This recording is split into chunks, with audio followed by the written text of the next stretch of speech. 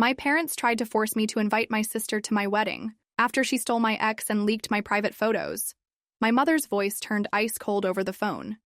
Either Lisa comes to your wedding or we don't. It's that simple. I sat frozen on my living room couch, clutching my wedding planning binder so tightly my knuckles turned white. The same sister who just last year had stolen my boyfriend of 3 years and then accidentally posted our private photos online was now the hill my parents had chosen to die on. The silence stretched between us until my mom huffed impatiently. I managed a tight, "I'll think about it," before hanging up. But there was nothing to think about. The sister who had betrayed me, humiliated me, and never once apologized wasn't going to witness the happiest day of my life. I'd spent months rebuilding after Lisa's betrayal, finding a new apartment, adopting a rescue dog named Milo to fill the quiet evenings, and eventually meeting Brian, whose steady presence helped heal what my sister and ex had broken. Now, 1 week before my wedding, I was staring at screenshots my best friend Jessica had forwarded me. My stomach churned as I scrolled through message after message. Lisa had been contacting my friends, co-workers, even distant relatives, spreading lies, calling me a narcissistic bridezilla, suggesting Brian was my desperate second choice, and urging people to skip the wedding to teach me a lesson about family. What she didn't know was that I now had proof of everything, and I was done being the family doormat. Updated. Wow, I didn't expect this post to blow up overnight. Thanks for all the support. Several people have asked if I showed the screenshots to my parents. Yes, and their reaction speaks volumes about our family dynamic. Would you have confronted them immediately or collected more evidence first? Looking back, I should have seen the signs. Lisa had always been the family favorite, the pretty one, the social butterfly, the daughter who could charm my parents into anything while I played by the rules. Growing up in suburban Michigan, I was the responsible older sister who babysat, while my parents funded Lisa's dance competitions. I worked 2 jobs through college while they paid Lisa's full tuition at NYU. She needs the help more than you do, my mom would say. You've always been the independent one.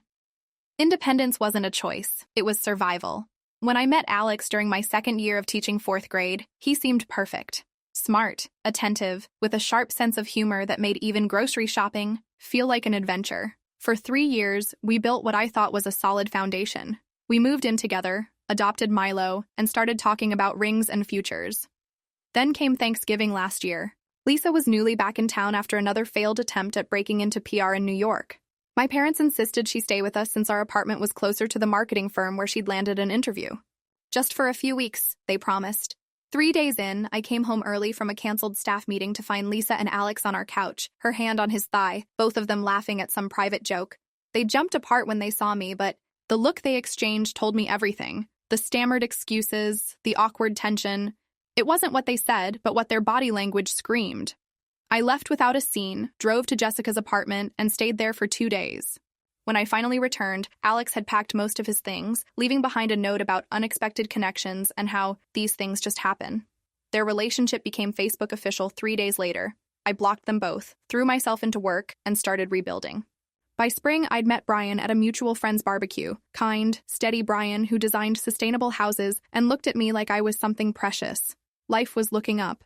Then the photos appeared. A coworker texted me a screenshot from a Instagram story, intimate photos Alex had taken when we were together, now visible to anyone who followed the account. By the time Instagram removed them, they'd been up for hours. When confronted, Lisa claimed it was an accident. She was going through Alex's old photos and somehow selected and posted the wrong ones. My parents called it an unfortunate mistake and insisted I needed to forgive her. Apparently, Lisa had always been impulsive, and family forgiveness was non-negotiable. But impulsive was painting your bedroom black without permission. This was deliberate cruelty. I cut contact with Lisa completely after that, blocked her number, refused to attend family gatherings where she'd be present. My parents called it childish and divisive, but Brian supported me completely. The nightmares that followed for weeks after the photo incident only strengthened my resolve. 8 months later, Brian proposed on a weekend trip to Lake Michigan. As we started planning our October wedding, I made one thing clear. Lisa would not be invited. My parents' ultimatum came shortly after, delivered with the calm certainty of people who never expected to be denied. The family pressure mounted weekly. Text messages about healing rifts and being the bigger person. Emails with links to articles about forgiveness. Phone calls that started pleasantly before inevitably circling back to Lisa's invitation. My father's favorite line about family regrets delivered with practiced paternal gravity. What they couldn't understand was that having Lisa there would create far more painful memories than their absence ever could. The screenshots Jessica forwarded, confirmed my worst suspicions. Lisa's campaign to sabotage my wedding wasn't just petty sisterly jealousy, it was systematic. She'd created group messages, sent private emails, even cornered mutual friends at social gatherings to spin her narrative. One message from Lisa particularly gutted me. Emily's always been jealous of me, ever since we were kids. Alex realized what a mistake he'd made with her pretty quickly, but she can't accept that she wasn't enough for him. Now she's trying to punish me by excluding me from her wedding. If you care about me, please show your support by skipping it or at least minimizing your involvement. The systematic dismantling of my character and relationships felt like a physical blow. But as the initial shock faded, something else took its place. A strange, calm clarity I hadn't felt in months. When Brian arrived home that evening, his usual calm demeanor gave way to quiet fury as he scrolled through the screenshots. We sat at our kitchen counter with takeout growing cold between us, weighing options and formulating a plan. No more compromises, no more peacekeeping. The next morning, I drove to my parents' house in the suburbs, screenshots printed and organized in a folder. Finding Lisa's car in the driveway momentarily halted me. Confronting both my sister and my parents simultaneously wasn't what I'd prepared for, but I'd spent my entire life retreating to keep the peace. Not today. They were in the sunroom, my mother arranging flowers while my father and Lisa laughed over something on her phone. Their conversation died as I entered, surprise quickly replaced with cautious smiles and my mother's too bright greeting. Without preamble, I opened the folder and spread the screenshots across the glass table. Pages and pages of Lisa's messages, her instructions to guests, her lies about me and Brian. My father picked one up, brow furrowed. My mother's hand froze mid-arrangement. Lisa didn't even try to look shocked. Her eyes darted around calculatingly before settling into her practiced wounded innocence. She immediately claimed the messages were fake, someone trying to make her look bad. When I mentioned I had the original messages with timestamps from multiple sources, her story shifted. Suddenly, she was the victim of my long-standing hostility. For a brief, startling moment, my father seemed to actually see the situation, clearly. His questions to Lisa had an edge I'd rarely heard him direct at her. Something shifted in the room, the slightest crack in the unified front my parents had always presented. Then my mother reached across the table and took Lisa's hand, the familiar pattern reasserting itself. Her words about family unity, about putting aside disagreements for important life events, about not creating unnecessary drama, washed over me with their familiar hollow weight. My father's momentary clarity clouded over as he nodded along, retreating to familiar platitudes about family standing together. The three of them formed their usual alliance, a wall I'd spent my life trying to scale. I looked between them, my father, who'd taught me to ride a bike and checked under my bed for monsters, my mother, who'd bandaged my scraped knees and framed every academic achievement, and Lisa, my sister, who'd shared my childhood bedroom, and now looked at me with calculated remorse that didn't reach her eyes. "This isn't a disagreement," I said quietly, gathering the screenshots back into my folder. "This is a pattern, and I'm done. Updated. Thank you all for the overwhelming support. It truly means everything right now." To answer the most common question, yes, a few people, not 15, more like 5, did cancel after hearing Lisa's version of events. But honestly, those weren't the people I wanted there anyway. What Brian suggested next completely changed our plans. Would you have gone through with the original wedding or done what we did? That evening, as I recounted the confrontation to Brian, his unexpected suggestion caught me off guard. What if we just cancel the wedding? The momentary panic must have shown on my face because he quickly clarified, not the marriage, just the event that had become a battleground. "Let's do something completely different," he said, "something that's actually about us." The more we talked, the more right it felt. The venue deposit was non-refundable, but everything else could be changed. Within hours, fueled by a bottle of wine and newfound resolve, we had a new plan. A sunrise ceremony on a beach in Maui with just our closest friends as witnesses. The logistics came together with surprising ease. We contacted the handful of people whose presence genuinely mattered to us. Jessica, Brian's brother Michael, my favorite coworker Shannon, Brian's college, roommates my cousin Ryan. Most adjusted their plans eagerly, excited for the impromptu destination wedding. I found a simpler dress better suited for sand between my toes, and Brian canceled his tux rental in favor of linen pants and a white button-down. We didn't announce the change immediately. Instead, we quietly made arrangements, booking flights and accommodations, finding a local officiant, arranging a small beachfront reception at a restaurant overlooking the ocean. It felt like a secret mission, one where the objective was rescuing our happiness from family politics. When the cancellation calls to vendors finally began, my parents' reaction was swift and predictable. First came concerned messages, then anger, about the embarrassment we were causing, and finally attempted negotiations. I responded to none of them, instead sending a simple text to extended family and friends caught in the crossfire. Due to unforeseen circumstances, Brian and I have decided to change our wedding plans. We appreciate your understanding and will share celebrations with you upon our return. The night before our flight, Lisa appeared at our apartment door. I didn't invite her in. Her rehearsed speech about family obligations and my dramatic overreaction washed over me without impact. When she pivoted to playing the victim, as she always did, I simply closed the door. Her muffled protests through the wood barely registered as I returned to packing. 3 days later, Brian and I stood barefoot on a Maui beach as the sun broke over the horizon. The sky painted itself in shades of pink and gold, the ocean breeze carrying salt and promise. Jessica dabbed at her eyes while adjusting the simple flower crown in my hair. Brian's brother positioned his camera to capture the moment. The officiant's words were sometimes lost to the sound of waves, but it didn't matter. We'd written our own vows, promises that had nothing to do with family obligations and everything to do with the life we were building together. When Brian slid the ring onto my finger, I felt lighter than I had in years. As if by stepping away from the weight of family expectations, I'd finally found solid ground. The photos from our beach wedding captured a joy I hadn't felt in years. Brian and I laughing as waves chased us up the sand, our small group toasting with tropical drinks at sunset. We didn't immediately share them online, savoring the privacy of these moments before they became public knowledge. A week into our honeymoon, reality began reasserting itself through increasingly frequent notifications. My parents' messages evolved, from demanding explanations to expressing hurt and confusion. My mother's particular gift for emotional manipulation came through clearly. How could you do this to us? People are asking questions we can't answer.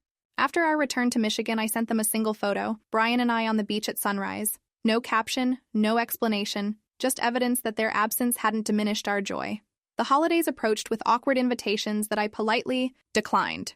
Extended family divided themselves based on which version of events they believed. Some colleagues kept their distance, uncertain which rumors to trust. But in this winnowing of relationships, I discovered which connections were actually worth preserving. The people who reached out directly, who showed genuine concern rather than morbid curiosity.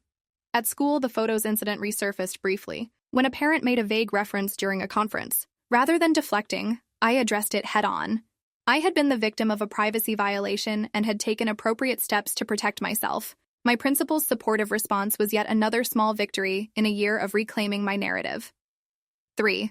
Months after our wedding, Lisa and Alex broke up. According to mutual acquaintances, he'd started seeing someone from his office, a pattern I should have recognized sooner. Lisa moved back in with my parents, a development that surprised no one who knew her pattern of retreating to their support whenever her choices led to uncomfortable consequences.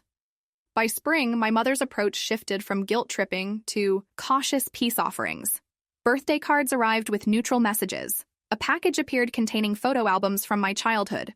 I accepted these gestures without reciprocating, maintaining the boundaries I'd worked hard to establish as our first anniversary approached with plans to return to Maui. An unexpected call came from my father. Something in his voice, a new hesitancy perhaps, made me listen instead of immediately ending the conversation. He didn't apologize, not explicitly, but between long pauses and careful phrasing, he acknowledged that their handling of the situation had been flawed. "We thought we were teaching you girls to support each other," he said. "Maybe we got that wrong." It wasn't a complete reckoning, but it represented a shift. When I told Brian about the call, he approached it with characteristic caution. "One conversation doesn't erase years of patterns," he reminded me, "but people can change if they want to." The most unexpected development came 6 weeks later, an email from Lisa with the subject line, "I'm sorry." Unlike her previous performances of remorse, this message contained no excuses or deflections. She mentioned therapy, new self-awareness, and a recognition of her pattern of competing with me that had escalated to genuine harm. "I don't expect forgiveness," she wrote, "but you deserve to hear this. I was wrong." I didn't respond immediately.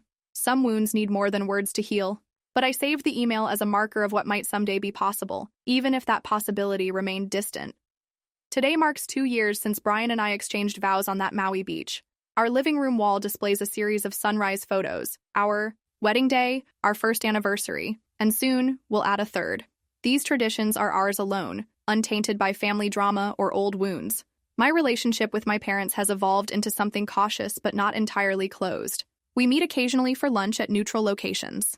They've stopped pushing for immediate reconciliation with Lisa, finally recognizing that trust, once broken, requires more than family obligation to rebuild. Lisa and I have exchanged a handful of careful texts. I'm not ready for more, and perhaps I never will be. But the anger that once consumed me when I thought of her betrayal has faded to something cooler and less demanding of my energy. The unexpected outcome of all this has been my own growth. The girl who always accommodated, who swallowed her pain to keep peace, has been replaced by a woman who understands her worth. I see it in how I handle classroom conflicts, in the boundaries I maintain with difficult parents, in the relationships I choose to nurture. Last week, a package arrived from my mother, a handmade quilt incorporating fabric from significant moments in my life. Pinned to it was a note. For your new traditions, we're learning. I draped it over the back of our couch, this tangible symbol of imperfect progress. Some family bonds can be rewoven after breaking. Others remain severed but no longer bleed. The distinction lies not in forgiveness as an obligation, but in respect as a requirement. As Brian and I pack for our anniversary trip, I find myself reflecting on the path that brought us here. The betrayal, the wedding that wasn't, the ceremony that was, all shaped the marriage we've built. Not the foundation, but perhaps the contrast that makes our happiness more vivid, more intentional, more our own. My therapist says that healing isn't linear, and neither are relationships. Some days I still feel the sting of my sister's betrayal and my parents' failure to protect me. Other days I appreciate the strength that came from standing my ground. Most days I'm simply grateful for the family I've chosen. Brian, our friends, the colleagues who stood by me, and Milo, our rescue dog who still sleeps at the foot of our bed. Family isn't defined by shared DNA, but by consistent support, genuine respect, and the space to grow. Sometimes that includes the people who raised you, sometimes it doesn't. The choice, I finally understand, belongs to me. Updated. Thank you all for following this journey with me. Many have asked about Lisa. She's recently reached out about possibly meeting for coffee next month. My therapist thinks it might be healing, but I'm still uncertain. Would you meet with a sibling who betrayed you this deeply, even after a seemingly sincere apology?